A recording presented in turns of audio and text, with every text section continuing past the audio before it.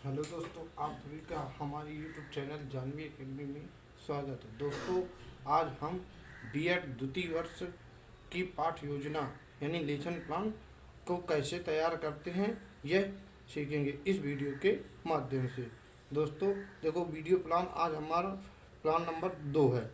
तो उसके एक तरफ पहले क्या डालेंगे, दिनांक, फिर क्या होता है विषय जो कि सामाजिक विज्ञान है, फिर उप विषय इसी सामाजिक विज्ञान के अंतर्गत आता है यानी इतिहास। फिर प्रकरण रहेगा हम लोगों का। प्रकरण क्या रहेगा, मौर्योत्तर काल में भारत की स्थिति व विदेशियों से संपर्क। और ये क्लास 6 का हम लेसन प्लान बना रहे थे, यहाँ पे क्लास 6 हो जाएगा। फिर चक्र, तो यानी पीरियड कौन सा है, तो चौथा पीरियड हो जाएगा आपका, और अवधि 35 मिनट। फिर क्या करेंगे, एक तरफ दोस्तों आप इस तरफ किनारे से डालेंगे शिक्षण केंद्र का नाम जहाँ पे आप की टीचिंग लगी हुई है।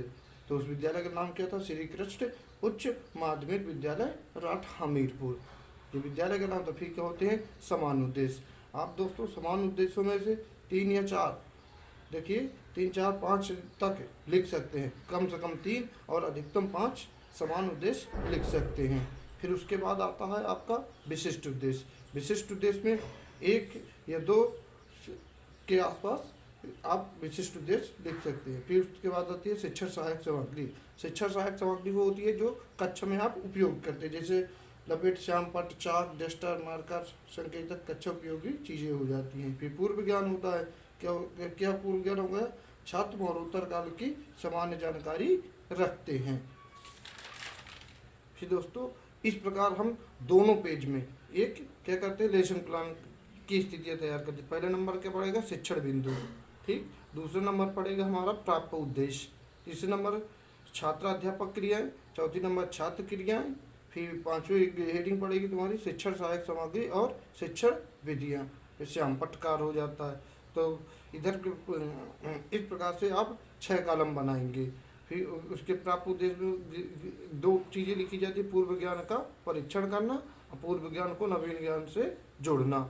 फिर उसके क्या हो जाते हैं, ये होते हैं आपके प्रस्तावना प्रश्न, ठीक है। प्रस्तावना प्रश्न में जो आप 2-3 क्वेश्चन पुटअप करेंगे, जैसे और इधर होते छात्र उनके संभावित उत्तर देंगे। अब विधियाँ कौन सी है, मतलब प्रश्न उत्तर विधि का इस्तेमाल आप कर रहे हैं। तो उसके नीचे हेडिंग डालेंगे उद्देश्य कथन। उद्देश्य कथन पूरा होने के बाद आप क्या डालेंगे, प्रस्तुतिकरण यानी विकासात्मक प्रश्न। विकासात्मक प्रश्न में शिक्षण बिंदु 1 पड़ेगा। शिक्षण बिंदु 1 जैसे हम लोगों ने डाला था, मरणोत्तर काल के महत्वपूर्ण तथ्य, ठीक है। मरणोत्तर काल के बारे में आप पढ़ेंगे। फिर उसके बीच का सातवां प्रश्न के 3 क्वेश्चन आप पुटअप करेंगे, फिर उनके साथ उत्तर देंगे। और एक कठिन क्वेश्चन आ जाता है जो कि छात्रों से थोड़ा उच्च लेवल का होता है, तो वो समस्यात्मक बन जाते हैं। फिर प्रश्नोत्तर विधि, फिर आती है छात्र अध्यापक क्रिया, फिर बोधात्मक प्रश्न। इस प्रकार आप एक शिक्षण बिंदु को कंप्लीट करते हैं। फिर आप आगे जाएंगे, फिर उसी प्रकार लिखेंगे शिक्षण बिंदु, फिर प्राप्त उद्देश्य, फिर एक कॉलम बनाएंगे तो छात्राध्यापक क्रियाएं यानी जो छात्र जो टीचर कर रहा है, और छात्र क्रियाएं, फिर शिक्षण विधियाँ, और फिर श्याम पटकार। उनमें से दूसरा शिक्षण बिंदु क्या होगा, मरणोत्तर काल में वंशों की स्थापना। किस प्रकार से मरणोत्तर काल में वंश बाई वंश की स्थापना हुई थी। फिर क्या आएंगे, विकासात्मक प्रश्न। विकासात्मक प्रश्न आप 2 से 3 रख सकते हैं, ठीक है। फिर उसके बाद छात्र क्रियाओं के उत्तर देंगे, जो छात्र संभावित उत्तर देंगे। फिर प्रश्नोत्तर विधि, क्योंकि आपकी विधि कैसी है, प्रश्न और उत्तर वाली विधि है। फिर छात्राध्यापक कथन। छात्राध्यापक कथन में ये होता है दोस्तों कि आप जो क्वेश्चन पूछे हैं उन्हीं के विषय में विस्तार से कक्षा में वर्णन करेंगे, और छात्र जो होंगे वो ध्यानपूर्वक सुनेंगे।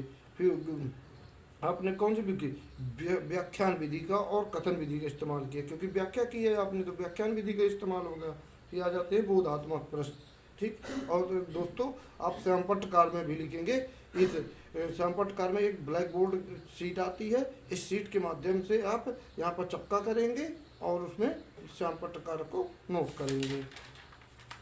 फिर आ जाते हैं दोस्तों शिक्षण बिंदु 30 में क्या हो जाते हैं, पश्चिमोत्तर भारत। फिर प्राप्त उद्देश्य हो जाएगा हमारा, फिर छात्र अध्यापक क्रियाएं, फिर छात्र क्रियाएं, फिर अगला पॉइंट, फिर आगे आ जाएगा शिक्षण विधियाँ, श्यामपट्ट कार होता है। तो फिर छात्राध्यापक क्रिया में विकासात्मक प्रश्न पूछेंगे।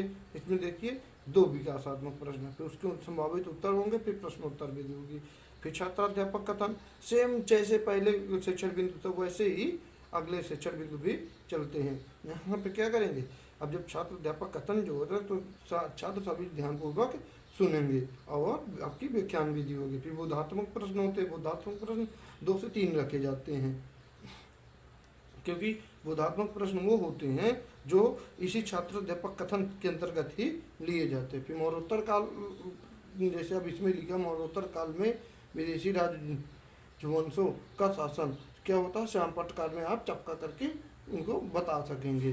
फिर क्या आ जाता है, आपका अगला पॉइंट आता है कक्षा कक्ष निरीक्षण काल। कक्षा कक्ष निरीक्षण काल होता है कि जो छात्राध्यापक अब बच्चों को अभी तक श्यामपट्ट काल में पढ़ाया है तो उसको छात्रों को लिखने को कहेंगे तथा घूम घूम कर पूरी कक्षा का परीक्षण भी करेंगे। पुनरावृत्ति प्रश्न आ जाते हैं। पुनरावृत्ति प्रश्न वो होते हैं जो बोधात्मक प्रश्न के बार बार पूछे जाते हैं, जो बोधात्मक प्रश्न के अंतर्गत ही ये लिए जाते हैं। ठीक है, तो पुनरावृत्ति प्रश्न 1, 2, 3, 4 आप रख सकते हैं। फिर आपका आ जाता है गृह कार्य। गृह कार्य में क्या लिखा है, इसमें सभी छात्र मौर्योत्तर काल के तथ्यों के बारे में विस्तार से करके लाएंगे। तो दोस्तों इस प्रकार आपने देखा, आज हमने एक शिक्षण बिंदु, एक शिक्षण विधि किस जैसे लिखा जाता है वैसे अनेक 3 विधियां हमने जानी। आज पाठ योजना 2 के विषय में विस्तार से जाना। दोस्तों यदि वीडियो अच्छी लगे तो लाइक कीजिए, कमेंट कीजिए एंड शेयर कीजिए। Thank you.